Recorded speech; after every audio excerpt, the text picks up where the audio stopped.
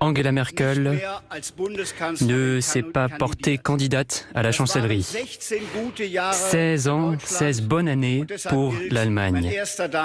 Déjà handicapé par plusieurs bourdes durant sa campagne, le candidat de la CDU en a commis une de plus en votant.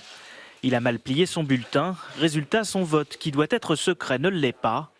Et je tiens tout d'abord à remercier la chancelière Angela Merkel pour son travail. Un candidat est trop stupide pour voter correctement. L'autre pense aux gens. C'est aussi pour ça qu'Olaf Scholz devrait devenir chancelier. En matière de secret, Laschet est le chancelier préféré de tous les services secrets étrangers. Et les électeurs de gauche, peut-être, ont la même question que moi aujourd'hui. Si on ne vote pas Macron au premier tour, est-ce qu'on ne va pas avoir un deuxième tour Marine Le Pen, Éric Zemmour? Nous devons refaire des Français. Mais de quelle manière? D'abord, par quel critère? C'est facile. Là, ce qu'on a toujours fait, c'est-à-dire l'appropriation par l'école. On me pense tout le temps pour cette histoire de prénom. Mobutu, dans le pays qu'il avait nommé à l'époque le Zaïre, Mobutu, il a pris une loi pour interdire les prénoms qui n'étaient pas des prénoms africains. Fini la primaire, place au Congrès. Le candidat des Républicains à la présidentielle sera choisi par un vote des adhérents et non un vote ouvert au public. Vous pensez qu'il pourrait participer au Congrès? Oui, je pense. Oui, tout à fait. Je pense d'ailleurs, ça a été annoncé par plusieurs de personnes qui sont proches de lui, de son entourage, ses porte-paroles, etc. Ils sont 5 à s'être déclarés candidats. Michel Barnier, Philippe Juvin et Éric Ciotti ont eux aussi accepté ce matin ce mode de départage. On remarque toujours que je ne distingue pas entre l'islam et l'islamisme. Mais on ne remarque jamais que je fais un distinguo, en revanche, entre l'islam et les musulmans. Je le remarque. Ça permet que le 4 décembre, le débat soit clos et surtout rassemblé derrière un candidat d'union. Et l'union, vous savez, ça ne se décrète pas. L'union, ça se construit.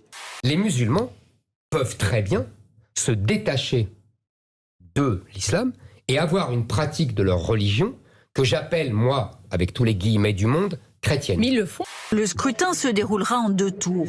Subtilité, le parti se réserve le droit d'invalider une candidature qui ne serait pas conforme aux valeurs de la droite et du centre. Une clause clairement anti-Éric Zemmour. S'il signe ça, Écoutez, je pense d'abord, je ne suis pas sûr qu'il soit candidat, mais ça c'est de sa responsabilité. En tout cas, voilà, il n'est pas de notre famille politique. On sait tous, l'ensemble des dirigeants de LR se sont exprimés là-dessus. Il n'y a pas d'ambiguïté. Il n'est pas de notre famille politique. Il y a quand même des emballements aussi autour d'un Zemmour que personne n'imagine président de la République, mais quand même l'emballement est là. Comment vous l'expliquez, l'emballement? Je ne vais surtout pas parler de ça. Pourquoi vous parlez pas de ça? Non, pourquoi vous parlez pas de ça? Parce que ce que c'est je un voudrais... fait politique quand même, non? Non, c'est un fait médiatique, pardon. Le premier responsable, c'est le système médiatique et notamment le système Bolloré qui l'a promu. Moi, j'ai popularisé cette semaine une formule que j'aime bien de quelqu'un qui était un ami, un grand historien, qui fut compagnon de la Libération, Jean-Pierre Vernant. On ne discute pas recettes de cuisine avec un anthropophage.